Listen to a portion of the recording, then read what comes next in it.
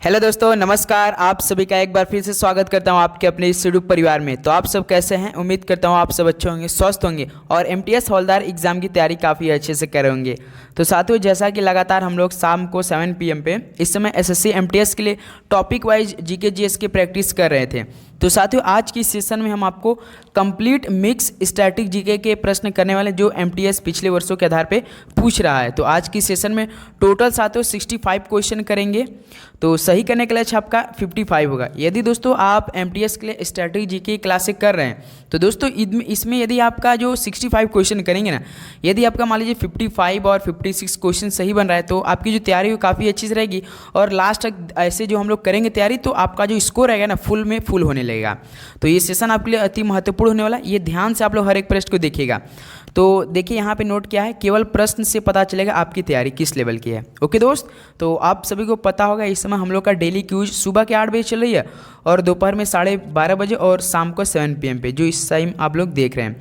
तो टेलीग्राम से भी हमारे नहीं जुड़े थे साथियों, जरूर जुड़िए क्योंकि आपका टारगेट विथ विवेक के वहाँ पे मतलब इंपॉर्टेंट जो टॉपिक है इंग्लिश के कुछ इंपॉर्टेंट टॉपिक हम वहाँ पे सेंड कर रहे हैं। ओके दोस्तों, चलिए देखते हैं कंप्लीट मिक्स स्ट्रैटेजी के क्वेश्चन हर एक टॉपिक से होगा, ध्यान देंगे आप लोग। तो देखिए दोस्तों, आज का सेशन का पहला प्रश्न और ट्रेंडिंग में एसएससी भी चल रहा है दोस्तों, क्योंकि ट्रेंडिंग जिस तरह से बनाया एसएससी ने वो बनाया दोस्तों कि आपका स्टैटिक जीके जो टॉपिक वाइज से पूछ रहा है, इसलिए दोस्तों एकदम हमारे लिए बहुत ही अच्छा हो चुका है कि किस तरह का सवाल पूछ रहा है एसएससी। तो ध्यान देंगे सभी दोस्त। तो देखिए पहला प्रश्न क्या दिया है, भारतीय प्रायद्वीप में पश्चिम की ओर बहने वाली दूसरी सबसे बड़ी नदी कौन सी है? बताइए दोस्तों, भारतीय प्रायद्वीप में पश्चिम की ओर बहने वाली दूसरी सबसे बड़ी नदी कौन सी? तो वो आपकी तापी नदी हो जाएगी। तो पहले क्या हो जाएगा, सी हम लोग का बिल्कुल राइट ऑप्शन हो जाएगा। चलिए दोस्त, अगला सवाल देखते हैं। क्वेश्चन नंबर देखिए सेकंड, पूरब से पश्चिम की ओर बहने वाली सबसे लंबी नदी कौन सी है? तो साथियों, जो पूरब से पश्चिम की ओर बहने वाली सबसे लंबी नदी है वो नर्मदा नदी है।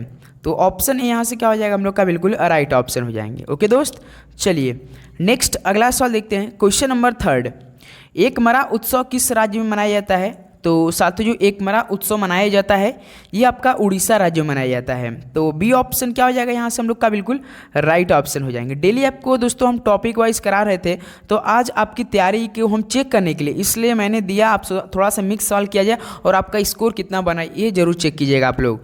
क्वेश्चन नंबर 4 देखिए, रज पर्व किस राज्य में मनाया जाता है? तो साथियों, रज पर्व किस राज्य में मनाया जाता है? तो ध्यान दीजिएगा, ये उड़ीसा राज्य में मनाया जाता है। ऑप्शन यहाँ से क्या हो जाएगा, बिल्कुल राइट ऑप्शन हो जाएंगे। चलिए अगला सवाल पढ़ते हैं। क्वेश्चन नंबर देखिए 5, किस भारतीय राज्य में गमोचा एक सांस्कृतिक प्रतीक है? तो साथियों, किस भारतीय राज्य में गमोचा एक सांस्कृतिक प्रतीक है? तो याद रखिए दोस्तों, ये असम राज्य में है। तो सी ऑप्शन क्या हो जाएगा यहाँ से, बिल्कुल राइट ऑप्शन हो जाएंगे। चलिए दोस्त, अगला सवाल देखते हैं। क्वेश्चन नंबर देखिए 6, संगीत नाटक अकादमी ने मई 2022 तक कितने भारतीय नृत्यों को शास्त्रीय नृत्य के रूप में मान्यता दी है? तो साथियों, संगीत नाटक अकादमी ने मई 2022 तक कितने भारतीय नृत्यों को शास्त्रीय नृत्य के रूप में मान्यता दी है? तो टोटल साथियों 8 लोगों को। तो सी ऑप्शन क्या हो जाएगा यहाँ से, बिल्कुल राइट ऑप्शन हो जाएंगे। ओके दोस्त, चलिए अगला सवाल देखते हैं। क्वेश्चन नंबर देखिए 7, शास्त्रीय नृत्यांगना अलरमेल वल्ली को पद्म भूषण सम्मानित किया गया था, उन्हें किसके लिए जाना जाता है? तो साथियों याद रखिए, जो शास्त्रीय नृत्यांगना अलरमेल थी उनको साथियों पद्म भूषण सम्मानित किया गया था, तो उन्हें जाना जाता है भरतनाट्यम के लिए। मोस्ट इंपॉर्टेंट और एक्सपेक्टेड प्रश्न है ये, आप लोग ध्यान देंगे सभी दोस्त। ओके, चलिए नेक्स्ट अगला सवाल देखते हैं। क्वेश्चन नंबर देखिए 8 क्या दिया है, 16वीं शताब्दी में वैष्णव संत महापुरुष शंकरदेव ने किस शास्त्रीय नृत्य की शुरुआत की थी? तो साथियों, जो 16वीं शताब्दी में वैष्णव संत महापुरुष शंकरदेव जी थे वो स्टार्ट किया था साथियों शास्त्रीय शास्त्रीय नृत्य की शुरुआत की थी। तो ध्यान देंगे, सी ऑप्शन यहाँ से क्या हो जाएगा, बिल्कुल राइट ऑप्शन हो जाएगा। चलिए अगला सवाल बढ़ते हैं। क्वेश्चन नंबर 9, फुगड़ी लोक नृत्य किस राज्य का लोकप्रिय नृत्य है? तो फुगड़ी लोक नृत्य ये फेमस है गोवा राज्य का। डी ऑप्शन क्या हो जाएगा, बिल्कुल राइट ऑप्शन। एक और फेमस है वहाँ का दोस्त जो आपकी सिग्मो, याद ध्यान देंगे, सिग्मो यही राज्य का है। ये इंपॉर्टेंट सवाल बन सकता है पेपर के लिए। चलिए दोस्त अगला सवाल बोलते हैं। क्वेश्चन नंबर देखिए 10, बताइए उड़ीसी नृत्य में उनके योगदान के लिए वर्ष 2008 में किस व्यक्तित्व को पद्मश्री पुरस्कार मिला? याद रखिए दोस्तों, एसएससी 2008, 2004, 2003 इस तरह के जो डेटेड रहते हैं ना, जैसे कि बहुत मतलब कि 20-22 साल पहले का, वहाँ सवाल उठाता है, तो ये भी आपके परीक्षा के लिए इंपॉर्टेंट ऐसे बनेंगे, तो याद रखिएगा। तो उड़ीसी नृत्य में जो उनको योगदान के लिए वर्ष 2008 में व्यक्तित्व को पद्म मतलब श्री से पुरस्कार मिला था, तो उनका नाम था साथियों गंगाधर प्रधान नाम था उनका। बी ऑप्शन क्या हो जाएगा? बिल्कुल यहाँ से राइट ऑप्शन हो जाएंगे। चलिए अगला सवाल देखते हैं। क्वेश्चन नंबर देखिए 11। पंडित बुद्धादित्य मुखर्जी किस वाद्य यंत्र से जुड़े हैं? तो बताइए दोस्तों, ये सितार से जुड़े हुए थे। तो बी ऑप्शन यहाँ से क्या हो जाएगा? बिल्कुल राइट ऑप्शन। जो पंडित बुद्धादित्य मुखर्जी थे वो साथियों सितार वाद्य यंत्र से जुड़े थे। चलिए दोस्त अगला सवाल देखते हैं। क्वेश्चन नंबर देखिए 12। सरिस्का टाइगर रिजर्व कहाँ पर स्थित है? तो दोस्त याद रखिए राजस्थान में स्थित है। ऑप्शन यहाँ से क्या हो रहा है? बिल्कुल राइट ऑप्शन हो जाएंगे। अगला सवाल देखते हैं दोस्त। क्वेश्चन नंबर देखिए 13। एशियाई काले भालू और हिम तेंदुए निम्नलिखित स्थानों में कहाँ पाए जाते हैं? जो साथियों एशियाई काले भालू होते हैं और हिम तेंदुए होते हैं ना, तो दोस्त याद रखिए वो नंदा देवी और फूलों का घाटी राष्ट्रीय उद्यान में पाए जाते हैं। तो बी ऑप्शन यहाँ से क्या हो जाएगा? बिल्कुल राइट ऑप्शन। फूलों का घाटी राष्ट्रीय उद्यान कहाँ पे है दोस्तों? आप लोग हमें इस सवाल का राइट ऑप्शन बताएंगे। ओके दोस्त, चलिए अगला सवाल देखते हैं। क्वेश्चन नंबर देखिए 14। निम्नलिखित में से कौन सा राष्ट्रीय उद्यान पूर्वी हिमालय क्षेत्र में सबसे बड़ा संरक्षित क्षेत्र है? तो साथियों जो कि सबसे बड़ा है, जो साथियों के हिमालय क्षेत्र में है, जो कि राष्ट्रीय उद्यान पूर्वी हिमालय क्षेत्र में जो कि सबसे बड़ा संरक्षित क्षेत्र है, तो साथियों वो आपका नामदफा राष्ट्रीय उद्यान है। याद रखिएगा नामदफा राष्ट्रीय उद्यान। ऑप्शन सी बिल्कुल यहाँ से राइट हो जाएगा। चलिए अगला सवाल देखते हैं। क्वेश्चन नंबर देखिए 15। मेट्टूर बांध किस नदी पर स्थित है? तो साथियों मेट्टूर बांध किस नदी पर स्थित है? तो याद रखिए कावेरी नदी पर स्थित है। तो यहाँ से ऑप्शन क्या हो जाएगा दोस्त? बिल्कुल राइट ऑप्शन हो जाएंगे। ओके, चलिए नेक्स्ट अगला देखते हैं। क्वेश्चन नंबर देखिए 16। गांधी सागर बांध किस नदी पर स्थित है? तो साथियों गांधी सागर बांध किस नदी पर स्थित है? तो याद रखिए चंबल नदी पर स्थित है। तो डी ऑप्शन यहाँ से क्या हो जाएगा दोस्त? बिल्कुल आपका राइट ऑप्शन हो जाएंगे। उम्मीद करूँगा दोस्तों आपको हर एक प्रश्न काफ़ी अच्छे समझ में आ रहे होंगे और आप काफ़ी अच्छे से याद भी कर ले रहे होंगे, क्योंकि देखते इसी प्रकार एसएससी का इस समय सवाल बन रहा है 2024 के पेपरों में, तो उसी तरह का ये बिल्कुल प्रश्न होने वाला है। बिल्कुल एक भी आपका टाइम वेस्टिंग वाला सवाल नहीं है दोस्त, एकदम आपके परीक्षा में जिस तरह की छपेगा दोस्तों वही आपका सवाल होने वाला है। देखिए क्वेश्चन नंबर 17। झारखंड में बराकर नदी पर कौन सा बांध बनाया गया है? बताइए दोस्तों। तो तिलैया बांध बनाया गया है। तो बी ऑप्शन यहाँ से क्या हो जाएगा? बिल्कुल राइट ऑप्शन हो जाएंगे। चलिए दोस्त अगला सवाल देखते हैं। क्वेश्चन नंबर देखिए 18। माउंट एवरेस्ट पर चढ़ाई करने के लिए पर्वतारोहियों को कहाँ जाने की आवश्यकता होती है? तो मेरे भाई जो माउंट एवरेस्ट पर चढ़ाई करने से पहले पर्वत जो रोहियों होती हैं उनको जाना जाता है नेपाल देश में। याद रखिएगा नेपाल में जाना पड़ता तब वहाँ से लोग माउंट एवरेस्ट पर चढ़ाई करते हैं। तो यहाँ से ऑप्शन सी नेपाल बिल्कुल राइट हो जाएगा। क्वेश्चन नंबर देखिए 19 दिया आपका। काराकोरम पर्वत श्रृंखला में सबसे ऊंची चोटी कौन सी है? बताइए साथियों। तो K2 है। याद रखिएगा ऑप्शन क्या आ जाएगा यहाँ से? बिल्कुल हम लोग का राइट ऑप्शन हो जाएंगे। ओके दोस्त, चलिए नेक्स्ट अगला सवाल देखते हैं। क्वेश्चन नंबर देखिए 20। गुरु शिखर किस राज्य में स्थित है? बताइए। गुरु शिखर राजस्थान में स्थित है। काफ़ी दोस्त पहले उनका मन गया होगा सिक्किम पे, मुझे पता है दोस्तों, क्योंकि मुझे पहली बार लगा था वो सिक्किम होगा, लेकिन मैंने जब इसके साथ ही पढ़ा एनालिसिस किया तो ये राजस्थान में स्थित है। देखिए क्वेश्चन नंबर 21। निम्नलिखित में से कौन भारत के लेक डिस्ट्रिक्ट के रूप में जाना जाता है? तो साथियों आपका झील से संबंधित प्रश्न बनता है पेपर में, तो पूछ रहा है कि भारत के लेक डिस्ट्रिक्ट के रूप में जाना जाता है, तो कौन जाना जाता है? तो नैनीताल। यहाँ पे आप जाएंगे ना तो भाई आपको हर जगह फूल ही फूल दिखेगा, हर एक तरफ। नेक्स्ट अगला सवाल देखते हैं। क्वेश्चन नंबर देखिए 22। लोनार झील किस राज्य में स्थित है? तो साथियों ये महाराष्ट्र राज्य में पड़ता है। बी ऑप्शन क्या हो जाएगा? बिल्कुल राइट ऑप्शन। एक सवाल हम आप सभी से पूछना चाहते हैं साथियों कि लोकटक झील किस राज्य में है स्थित है?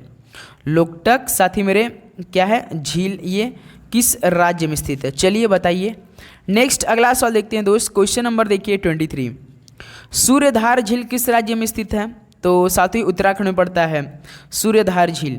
ऑप्शन यहाँ से क्या हो जाएगा? बिल्कुल आपका राइट ऑप्शन हो जाएंगे। चलिए मेरे भाई नेक्स्ट अगला सवाल देखते हैं। क्वेश्चन नंबर देखिए 24। एशिया की सबसे बड़ी मीठे पानी की गोखुर झील कौन सी है? तो याद रहे दोस्तों, एशिया की जो सबसे बड़ी मीठे पानी की गोखुर झील है ना, वो आपका कंवर झील है। ये भी इंपॉर्टेंस वाले ऑप्शन है, बिल्कुल राइट ऑप्शन। खारे पानी की झील जो साथियों चिल्का वाला झील है, जो कि उड़ीसा राज्य में स्थित है, ये आपका साथियों सबसे खारे पानी की झील है। नेक्स्ट अगला क्वेश्चन नंबर देखिए 25। निम्नलिखित में से कौन सा भारत का तीसरा सबसे ऊंचा जलप्रपात है? तो साथियों भारत का तीसरा सबसे ऊंचा जलप्रपात कौन है? तो ध्यान देंगे साथियों, नोहकलिकाई जलप्रपात है, जो कि भारत का तीसरा सबसे ऊंचा जलप्रपात है। ऑप्शन सी क्या हो जाएगा यहाँ से? बिल्कुल राइट ऑप्शन हो जाएंगे। ओके दोस्त, चलिए नेक्स्ट अगला सवाल देखते हैं। Question number 26। शिव समुद्रम जलप्रपात किस नदी पर स्थित है? तो ये आपका कावेरी नदी पर स्थित है। तो शिव समुद्रम जलप्रपात ये कावेरी नदी पर स्थित है। ऑप्शन यहाँ से क्या हो जाएगा? बिल्कुल आपका राइट ऑप्शन हो जाएगा। क्या आप सभी को कोई दिक्कत है? किस सब्जेक्ट में दिक्कत है एक बार जरूर हमें बताइए, और किस टॉपिक में दिक्कत है साथियों आप सभी बताएं, क्योंकि आपका दोस्त हमेशा आपके सामने खड़ा रहता है, आपके लिए खड़ा रहता है, क्योंकि डेली का हम लोग काफ़ी दिनों से बिल्कुल SSC MTS की तैयारी करें मेरे भाई। एक भी दिन ऐसा नहीं कि हम लोग मिस किया है, तो हम लोग डेली क्लास अच्छे लेवल की तैयारी करें। सुबह के 8 बजे मेरे भाई, और दोपहर में 12:30 बजे, और शाम को 7 PM पे। तो डेली हम लोग का यही क्लास का शेड्यूल होता है, जो कि हम लोग काफ़ी अच्छे से हर एक टाइम को फॉलो करते हुए तैयारी करें, जिस तरह से SSC एग्जामों कंडक्ट करा रहा है और आपका सवाल का लेवल बढ़ा रहा है। ओके, तो भागलपुर किस नदी किनारे स्थित है? तो गंगा नदी किनारे स्थित है। चलिए अगला सवाल देखते हैं। क्वेश्चन नंबर देखिए 28। भीमा देवी का प्राचीन मंदिर किस राज्य में स्थित है? तो बताइए दोस्तों, ये हरियाणा में स्थित है। भीमा देवी का जो प्राचीन मंदिर है, ये आपका दोस्तों कहाँ पर स्थित है? हरियाणा में स्थित है। Okay, right option. चलिए नेक्स्ट एक सवाल हम इसी में आपसे पूछना चाहेंगे, इसी ऑप्शन में दिया है कि दोस्तों सौर मंदिर किस राज्य में स्थित है? बताइए। ये आपका SSC MTS 2021 या 22 में सवाल पूछा था कि सौर मंदिर किस राज्य में स्थित है, बताइए आप लोग। चलिए अगला सवाल देखते हैं। क्वेश्चन नंबर देखिए 29। दक्षिणेश्वर मंदिर किस नदी के तट पर स्थित है? तो साथियों जो दक्षिणेश्वर मंदिर है, ये आपका पड़ता है हुगली नदी किनारे स्थित। डी ऑप्शन यहाँ से क्या हो जाएगा? बिल्कुल आपका राइट ऑप्शन हो जाएगा। चलिए अगला सवाल देखते हैं दोस्त। क्वेश्चन नंबर देखिए 30। रामनाथ स्वामी मंदिर कहाँ पर स्थित है? ये आपके पेपर में, ओरिजिनल पेपर में पूछा है 2023 के सितंबर के महीने में। ऑप्शन यहाँ से क्या हो जाएगा दोस्त? आपका बिल्कुल राइट ऑप्शन हो जाएंगे। नेक्स्ट अगला सवाल देखते हैं। क्वेश्चन नंबर देखिए 31। पूर्वी तटीय रेलवे का मुख्यालय कहाँ पर स्थित है? बताइए साथियों, पूर्वी तटीय रेलवे का मुख्यालय तो ये भुवनेश्वर में स्थित है। ऑप्शन ए यहाँ से क्या हो रहा है? बिल्कुल राइट ऑप्शन हो जाएंगे। ओके दोस्त, चलिए नेक्स्ट अगला सवाल देखते हैं। क्वेश्चन नंबर देखिए 32। फेडरल बैंक का मुख्यालय कहाँ पर स्थित है? आपके पेपर में दोस्तों बैंक से संबंधित जितने भी प्रश्न बनेंगे ना, वो MTS जरूर 1 से 2 सवाल पूछ लेता है। तो ध्यान देंगे, आपको कहीं फेडरल मतलब बैंक से संबंधित प्रश्न दिखे तो उसे याद कर लीजिएगा आप लोग, टेंशन नहीं लेंगे आप। एक दिन हम आपको पूरा बैंक से जितने भी सवाल बने आपको करा देंगे 1 से 2 दिन में। तो फेडरल बैंक का मुख्यालय कहाँ पर स्थित है? तो साथियों केरल में स्थित है। बी ऑप्शन क्या हो जाएगा? बिल्कुल आपका राइट ऑप्शन हो जाएंगे। चलिए नेक्स्ट अगला सवाल देखते हैं। क्वेश्चन नंबर देखिए 33। किस वर्ष में दक्षिण एशियाई क्षेत्रीय सहयोग संगठन स्थापित किया गया था? बताइए किस वर्ष किया गया था? तो मेरे भाई ये किया गया था आपका 1985 में। ऑप्शन सी क्या हो जाएगा? बिल्कुल आपका राइट ऑप्शन हो जाएगा। दक्षिण एशियाई क्षेत्रीय सहयोग संगठन 1985 में किया गया था। चलिए दोस्त अगला सवाल देखते हैं। Question number 34। विश्व आर्थिक मंच का मुख्यालय किस शहर में स्थित है? तो मेरे भाई जो विश्व आर्थिक मंच का मुख्यालय जिनेवा स्विट्जरलैंड में स्थित है। ऑप्शन यहाँ से क्या हो जाएगा? तो हम लोग का बिल्कुल राइट ऑप्शन हो जाएगा। ओके दोस्त, तो जितने भाई चैनल पे नए हैं तो सब्सक्राइब कर लीजिएगा यार, क्योंकि डेली आपको क्लास प्रोवाइड करें, आपको MTS की तैयारी बहुत ही अच्छे यहाँ पे डेली का डेली हम करवा रहे हैं, तो इसलिए आप लोग नोटिफिकेशन बेल को ऑन करके रखिएगा। क्वेश्चन नंबर 35 देखिए। OECD का मुख्यालय कहाँ पर स्थित है? बताइए साथियों। तो ये पेरिस फ्रांस में है। ऑप्शन यहाँ से क्या हो जाएगा मेरे भाई? बिल्कुल आपका राइट ऑप्शन हो जाएंगे। ओके, चलिए अगला सवाल देखते हैं। क्वेश्चन नंबर देखिए 36। काराकस किस देश की राजधानी है? बताइए साथियों, काराकस किस देश की राजधानी है? तो ये वेनेजुएला की है। ऑप्शन ए बिल्कुल यहाँ से आपका राइट ऑप्शन हो जाएगा। ओके दोस्त, चलिए क्या आप ये बता सकते हैं मैड्रिड किस देश की राजधानी है? बताइए आप लोग, मैड्रिड किस देश की राजधानी है? कमेंट बॉक्स में आप लोग जवाब देंगे। अगला सवाल क्वेश्चन नंबर 37। इटली की मुद्रा निम्न में से क्या है? तो इटली की मुद्रा क्या होती है? तो यूरो होती है। डी ऑप्शन यहाँ से क्या हो जाएगा? बिल्कुल राइट ऑप्शन हो जाएंगे। ओके दोस्त, चलिए अगला सवाल देखते हैं। क्वेश्चन नंबर देखिए 38। भारत का पहला पीको उपग्रह कौन सा है? तो साथियों भारत का जो पहला पीको उपग्रह मतलब सैट के नाम से जानते हैं, लास्ट में सैट रहता है, तो स्टूडेंट सैट, क्या साथियों? Stud set. ऑप्शन सी क्या हो जाएगा यहाँ से? बिल्कुल राइट ऑप्शन हो जाएंगे। चलिए अगला सवाल बढ़ते हैं, क्वेश्चन नंबर देखिए 39। मेक इन इंडिया योजना भारत सरकार द्वारा किस वर्ष में शुरू की गई थी? तो ये स्टार्ट की गई थी जो साथियों मेक इन इंडिया योजना थी, भारत सरकार द्वारा स्टार्टिंग की गई थी। तो ये आपका 2014 में स्टार्ट किया गया था। ऑप्शन सी यहाँ से हो रहा है बिल्कुल राइट ऑप्शन, ध्यान देते चलेंगे सभी दोस्त। ओके चलिए नेक्स्ट अगला सवाल बढ़ते हैं, क्वेश्चन नंबर देखिए 40। केंद्र सरकार की दूसरी जनसंख्या नीति राष्ट्रीय जनसंख्या नीति यानी एनपीपी भारत में किस वर्ष बनाई गई थी? तो साथियों केंद्र सरकार की दूसरी जनसंख्या नीति थी यानी राष्ट्रीय जनसंख्या नीति जिसे एनपीपी में किया गया था, तो ये भारत में स्टार्ट की गई थी साथियों 2000 में। तो ऑप्शन ए यहाँ से क्या हो रहा है बिल्कुल राइट ऑप्शन हो जाएंगे। ओके दोस्त चलिए अगला सवाल देखते हैं, क्वेश्चन नंबर देखिए 41। राष्ट्रीय ग्रामीण स्वास्थ्य मिशन किस वर्ष शुरू किया गया था? आपके पेपर में दोस्तों मिशन या योजना संबंधी जो प्रश्न बनता है ना वो एसएससी जरूर पूछता है एक सवाल, तो ये भी आपकी परीक्षा के इंपॉर्टेंट बन सकते हैं बाई चांस। तो राष्ट्रीय ग्रामीण स्वास्थ्य मिशन किस वर्ष शुरू किया गया था? तो ये दोस्तों 2005 में स्टार्ट किया गया था। डी ऑप्शन क्या हो जाएगा यहाँ से बिल्कुल राइट ऑप्शन हो जाएंगे। चलिए अगला सवाल में बढ़ते हैं, क्वेश्चन नंबर देखिए 42। चटगांव किस देश का बंदरगाह है? तो मेरे भाई चटगांव किस देश का बंदरगाह है? तो बांग्लादेश का है। डी ऑप्शन क्या हो जाएगा बिल्कुल यहाँ सबका राइट ऑप्शन हो जाएंगे। चलिए मेरे भाई नेक्स्ट अगला सवाल देखते हैं, क्वेश्चन नंबर देखिए 43। हजीरा बांध किस राज्य में स्थित है? भाई साहब हजीरा भी बोला जाता है, हजीरा बंदरगाह किस राज्य में स्थित है? तो ये गुजरात राज्य में स्थित है, याद रखिएगा सी ऑप्शन बिल्कुल राइट ऑप्शन। और बंदरगाह से जितने भी इंपॉर्टेंट प्रश्न बनेंगे ना वो साथ हम आपको कराने वाले, क्योंकि आपके पेपर में एमटीएस एक सवाल देता है, एक सवाल यानी 3 नंबर आपको उसे पूछेगा, ध्यान देंगे। देखिए क्वेश्चन नंबर 44। निम्नलिखित में से कौन सा एक अंतर्देशीय नदी बंदरगाह है? तो साथियों इनमें से कौन सा एक अंतर्देशीय नदी बंदरगाह है? तो आपका कोलकाता वाला है जो, याद रखिएगा बी ऑप्शन क्या हो जाएगा बिल्कुल आपका राइट ऑप्शन। कांडला कहाँ पे मेरे भाई? ये गुजरात में, मोस्ट इंपॉर्टेंट सवाल बनेंगे, याद रखिएगा। चलिए मेरे भाई अगला सवाल देखते हैं, क्वेश्चन नंबर देखिए 45। कौन सा भारतीय राज्य उत्तर पश्चिम और दक्षिण में बांग्लादेश से घिरा हुआ है? बताइए ऐसा कौन सा भारतीय राज्य जो कि उत्तर पश्चिम और दक्षिण में बांग्लादेश से घिरा हुआ है? तो वो साथियों त्रिपुरा राज्य है। ऑप्शन ए यहाँ से क्या हो जाएगा बिल्कुल राइट ऑप्शन हो जाएंगे। ओके चलिए अगला सवाल देखते हैं, क्वेश्चन नंबर देखिए 46। कौन सा राज्य हरियाणा के साथ अपनी सीमा साझा नहीं करता है? तो सबसे पहले देखेंगे हरियाणा के साथ कौन कौन सीमा साझा कर रहा है ऑप्शन के हिसाब से। यूपी तो बिल्कुल हुबहू करेगा, और एचपी भी करेगा, हिमाचल प्रदेश भी करेगा, और राजस्थान भी करेगा दोस्त। लेकिन आपका जो एमपी है ना ये नहीं करता है, तो यहाँ से बी ऑप्शन क्या हो रहा है बिल्कुल हम लोग का राइट ऑप्शन हो जाएगा। ओके दोस्त मध्य प्रदेश नहीं करता हरियाणा के साथ अपनी सीमा साझा, ध्यान देंगे। चलिए अगला सवाल देखते हैं, क्वेश्चन नंबर 47। बेफिन द्वीप किस देश में स्थित है? बताइए दोस्तों किस देश में है? तो कनाडा देश में स्थित है। ऑप्शन है यहाँ से क्या हो जाएगा बिल्कुल राइट ऑप्शन हो जाएंगे। चलिए अगला सवाल देखते हैं, क्वेश्चन नंबर देखिए 48 क्या दिया है? भारत का एकमात्र ज्वालामुखी द्वीप कौन सा है? तो बैरन द्वीप है, जो कि भारत का एकमात्र ज्वालामुखी द्वीप है वो आपका बैरन द्वीप है। ऑप्शन यहाँ से बिल्कुल राइट हो जाएगा। चलिए दोस्त अगला सवाल देखते हैं, क्वेश्चन नंबर 49। निम्न में से कौन सा खनिज छोटा नागपुर पठान में नहीं पाया जाता है? तो बताइए दोस्तों ऐसा कौन सा खनिज है कि जो कि छोटा नागपुर पठान में नहीं पाया जाता है? तो वो सोना है। ऑप्शन सी सोना यानी गोल्ड आपका बिल्कुल यहाँ से राइट हो जाएगा। चलिए दोस्त अगला सवाल देखते हैं, क्वेश्चन नंबर देखिए 50। पालघाट दर्रा कौन से राज्य को आपस में जोड़ता है? तो साथियों ये केरल और तमिलनाडु को जोड़ता है। जो पालघाट दर्रा है ना मेरे भाई, आपका दर्रा से भी सवाल बन जाता है, सवाल पूछा जा सकता है कि पालघाट दर्रा में कौन से राज्य को आपस में जोड़ा जाता है? तो केरल और तमिलनाडु को। चलिए नेक्स्ट अगला सवाल देखते हैं, क्वेश्चन नंबर देखिए 51। कितने भारतीय राज्य बांग्लादेश के साथ अपनी सीमा साझा करते हैं? तो बताइए दोस्तों, तो टोटल 5 लोग करते हैं। 5 देश ऐसे हैं जो कि साथियों भारतीय राज्य, भाई भारतीय राज्य पूछा है ना, तो कितने भारतीय राज्य? 5 भारतीय राज्य ऐसे हैं जो कि बांग्लादेश के साथ अपनी क्या करते हैं? सीमा को साझा करते हैं। चलिए अगला सवाल देखते हैं, क्वेश्चन नंबर देखिए 52। क्षेत्रफल की दृष्टि से भारत का सबसे छोटा पड़ोसी देश कौन सा है? बताइए सबसे छोटा पूछ रहा है। ये सवाल हम दोस्तों बिल्कुल आपको एग्जैक्टली होमवर्क में देना चाहेंगे। आपको इस सवाल का में राइट ऑप्शन देना है। आप ऑप्शन सी ऑप्शन डी को हटा दीजिएगा, या तो ऑप्शन ए होगा या तो ऑप्शन बी होगा। बताइए भारत का सबसे छोटा क्षेत्रफल की दृष्टि से पड़ोसी देश कौन सा है? बताइए।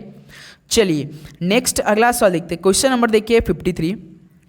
1962 में मैकमोहन रेखा के क्षेत्र में भारत का युद्ध किस देश के साथ हुआ था? सभी को पता होगा 1962 में मैकमोहन रेखा के क्षेत्र में हुआ था ना, तो ये भारत का युद्ध किस देश के साथ हुआ? तो मैकमोहन रेखा किस किस को अलग करती है? तो भारत और चीन को। याद रखिएगा, बी ऑप्शन यहाँ से क्या हो जाएगा? बिल्कुल राइट ऑप्शन। क्या आप हमें बता सकते हैं दोस्त कि जो रेड क्लिफ रेखा होती है ना, ये जो रेड क्लिफ रेखा ये किन दो देशों के बीच की सीमा को साझा करता है? बताइए आप लोग। चलिए नेक्स्ट अगला सवाल देखते हैं। क्वेश्चन नंबर देखिए 54। कौन से भारतीय राज्य में 4 अंतर्राष्ट्रीय हवाई अड्डे हैं? बताइए कौन भारतीय राज्य में साथियों की 4 अंतर्राष्ट्रीय हवाई अड्डे स्थित हैं? तो दोस्त याद रखिए, केरल में 4 अंतर्राष्ट्रीय हवाई अड्डे स्थित है। ऑप्शन यहाँ से क्या हो जाएगा? बिल्कुल राइट ऑप्शन हो जाएंगे। चलिए नेक्स्ट अगला सवाल देखते हैं। Question number 55। प्याक्योंग हवाई अड्डा किस राज्य में स्थित है? तो प्याक्योंग हवाई अड्डा आपका दोस्त स्थित है आपका सिक्किम राज्य में। ऑप्शन यहाँ से क्या हो जाएगा? बी बिल्कुल हम लोग का राइट ऑप्शन हो जाएगा। ओके दोस्त, चलिए अगला सवाल देखते हैं। Question number 56। नागालैंड की अंगामी जनजाति द्वारा फरवरी महीने में कौन सा पर्व मनाया जाता है? तो साथियों नागालैंड की अंगामी जनजाति द्वारा फरवरी महीने में कौन सा पर्व मनाया जाता है? तो दोस्त सेकरनई। ये भी सवाल बहुत ही जरूरी है आपके परीक्षा के लिए, इसलिए आप याद करेंगे। आपसे सवाल पूछ लेता है सेकरनई किस जनजाति द्वारा, किस राज्य की जनजाति द्वारा मनाया जाता है? तो नागालैंड की अंगामी जनजाति द्वारा मनाया जाता है। याद रखिएगा आप लोग दोस्त। चलिए अगला सवाल देखते हैं। Question number 57। टोडा जनजाति समुदाय कहाँ पाए जाते हैं? तो ये आपका केरल राज्य में पाए जाते हैं। जो टोडा जनजाति है ना, वो साथियों केरल राज्य में पाए जाते हैं। चलिए अगला सवाल देखते हैं। क्वेश्चन नंबर देखिए 58। डैश दुनिया में बॉक्साइट का सबसे बड़ा उत्पादक है? तो यदि देश पूछ दिया तो देश के 9 ऑप्शन देखें तो ऑस्ट्रेलिया है। ऑस्ट्रेलिया साथियों दुनिया में जो बॉक्साइट का सबसे बड़ा उत्पादक है ना, तो ऑस्ट्रेलिया को माना जाता है। ऑप्शन सी बिल्कुल यहाँ से राइट हो जाएगा। चलिए अगला सवाल देखते हैं। Question number 59। सांची के स्तूप को किस वर्ष विश्व धरोहर स्थल घोषित किया गया? ये भी भाई साहब इंपॉर्टेंट बनेंगे परीक्षा के लिए। तो किस वर्ष शामिल किया गया था? तो 1989 में किया गया था। सांची के स्तूप को विश्व धरोहर स्थल घोषित कर दिया गया, जो कि है इस समय, जो कि 1989 में है। ओके मेरे भाई, चलिए अगला सवाल देखते हैं। क्वेश्चन नंबर देखिए 60। रोवर्स कप किस खेल से संबंधित है? तो मेरे भाई ये आपका फुटबॉल से संबंधित है। ऑप्शन ए यहाँ से क्या आ जाएगा? बिल्कुल राइट ऑप्शन हो जाएंगे। ओके मेरे भाई, बिल्कुल। चलिए नेक्स्ट अगला सवाल देखते हैं। क्वेश्चन नंबर देखिए 61। बैडमिंटन पोस्ट की ऊंचाई कितनी होती है? तो दोस्त 1.55 मीटर होती है।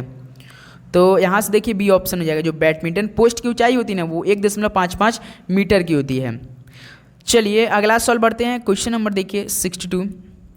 बॉक्सिंग खेल का क्षेत्र क्या कहलाता है? तो मेरे भाई ये रिंग कहलाता है। रिंग के अंदर बॉक्सिंग होता है ना, तो ऑप्शन क्या हो जाएगा? यहाँ से बिल्कुल राइट ऑप्शन हो जाएगा। ओके दोस्त, चलिए अगला सवाल देखते हैं। क्वेश्चन नंबर देखिए 63। लॉटरी रेगुलेशन एक्ट किस वर्ष पारित किया गया था? तो साथ ही जो लॉटरी रेगुलेशन एक्ट पारित किया गया था ना, वो आपका 1998 में किया गया था।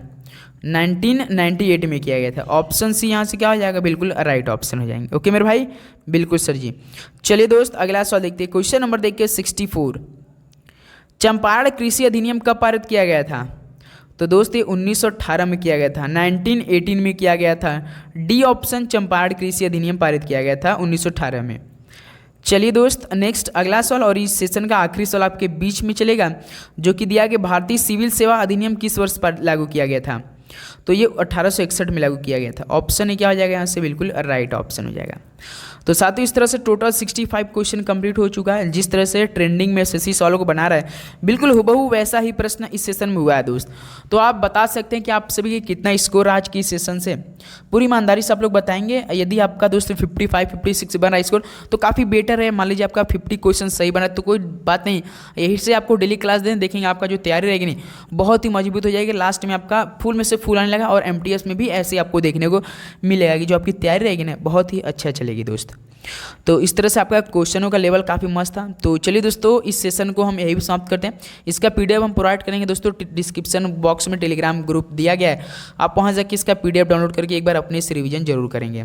ओके दोस्त, सो चलिए मिलते हैं नेक्स्ट सेशन में। आप लोग चैनल पर नए हैं तो सब्सक्राइब करके बेल नोटिफिकेशन आने के लीजिएगा, जैसे कि आपको जब भी कोई भी क्लास हो या कोई भी नोटिफिकेशन एमटीएस के तहत मिलता है तो आपको हम प्रोवाइड करेंगे, तो आपके पास तुरंत पहुँच जाए। ओके दोस्त, सो चलिए मिलते हैं आपका कल सुबह 8 बजे एक नए सेशन के साथ। सब लोग आप लोग पढ़ाई करते रहे। All the very best. आपका एडमिट कार्ड भी जल्दी ही जारी होने वाला, मुश्किल से 21 से 22 के बीच में आ जाएगा आपका।